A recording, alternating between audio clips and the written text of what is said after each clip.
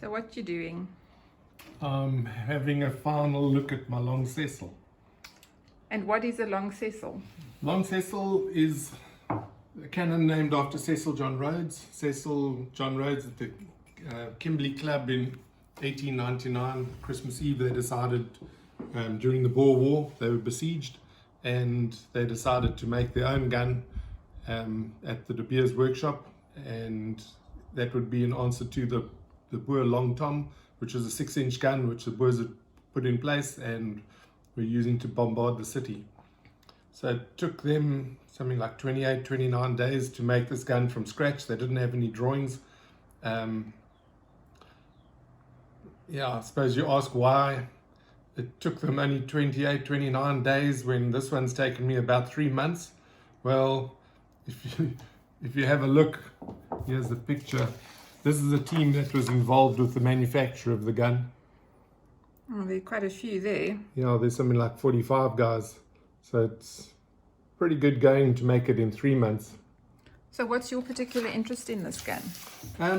Well, it's a South African gun, made in South Africa, and it was used in the Boer War. My wife also comes from Kimberley. That would be me. That's Anita. And so, yeah, here's a picture of me a couple of years back when I went to Kimberley, went and had a look, measured the gun, and then while I was there, I also got myself a set of original drawings. So, unfortunately, it's just a copy. Well, I'm sure they wouldn't be letting go of the originals. Yeah, so this is the gun designed by Mr. Labram, and these drawings were drawn by the chief draftsman Edward Goff. And it says the 22nd of the 5th, 1900. yeah, But the war was earlier than that, wasn't it? yeah, the war was from 14th, or the siege of Kimberley was from the 14th of October 1899 until the 15th of Feb the next year, 1900. So these drawings were actually drawn after the gun was made. Okay, well, tell us a little bit about this gun. Okay, what they did is Labram noticed that they had a 10 3/4 inch, which is 28 centimeter billet of steel shafting lying around that was obviously going to be used for some job, and he reckoned they could make a decent gun out of that. So they machined up the barrel, that was the 10-inch section, and then these would have been hoops that were machined, heated up and shrunk onto the main barrel itself. That would have given extra strength to the barrel and put the barrel under compression, so it would have actually been stronger than if they had machined it from a solid piece. The breech block. Well, let's stick with those hoops at the moment. I mean, how would they have known to do that? I mean, they were in the middle of a siege. I don't know that Labram as an engineer had ever designed a gun before. No, he hadn't. And there's very little information. What they did have is 2 people that had worked at Woolwich or Elswick, the gun factories in the UK, and they had some knowledge that they brought with them. And then there was an artillery officer that had a book on ordnance and the good old Encyclopedia Britannica. That's all they had.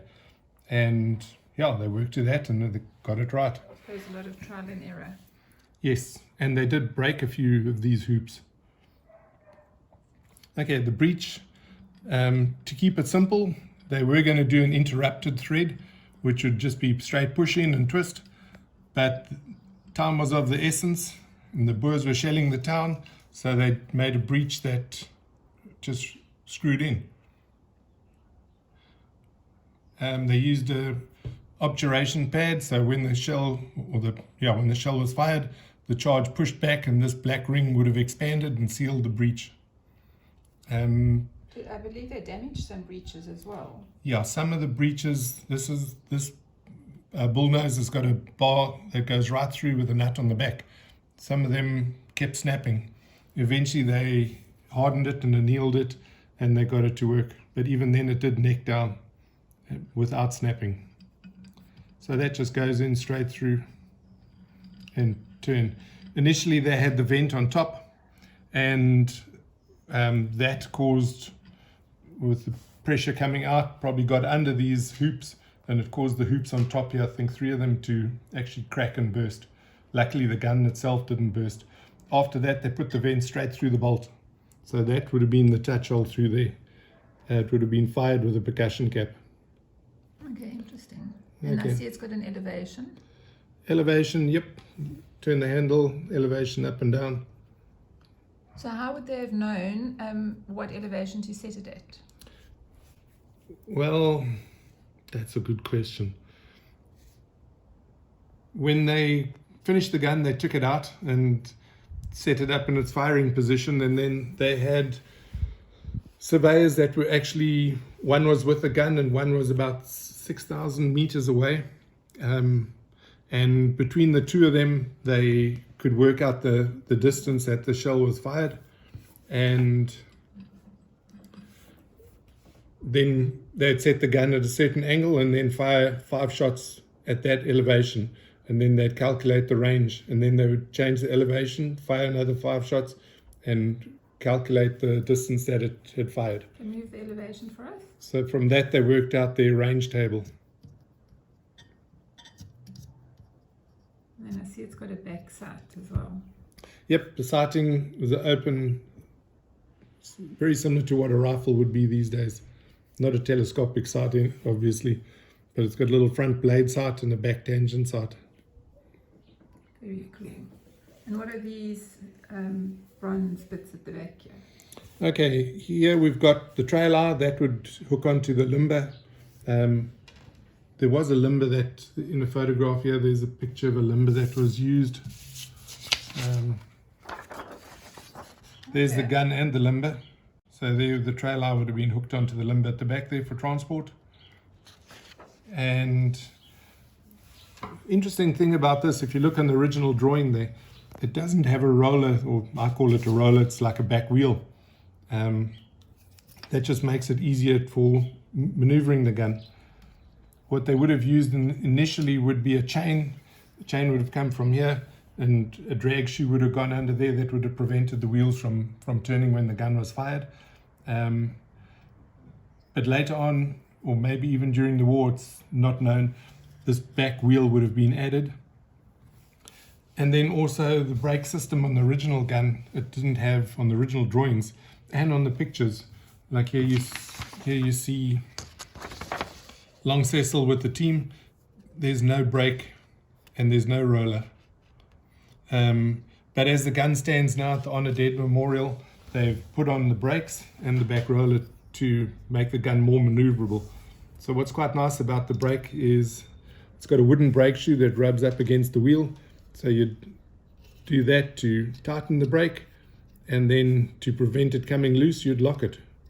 So it's got a lock nut on the side, so now the wheel doesn't turn. Apparently these were added for the Empire exhibition, which was held in Johannesburg in 1935. But there's no real documentation about that. Okay, the way the gun was made as well is they used 1/4-inch steel plate. So the plate that they used, or that they had, wasn't long enough to cut the complete side plates from it. So what they did is they made it in 2 sections. That's why you've got all these rivets here. They put a patch plate on the inside and riveted it together. So they got the length that they required from that. So I've done the same on this little model. And I know that the drawing and the actual gun are slightly different right at the back at the trail. Yes, if you look at the back on the drawing, there's a difference here. I can show you.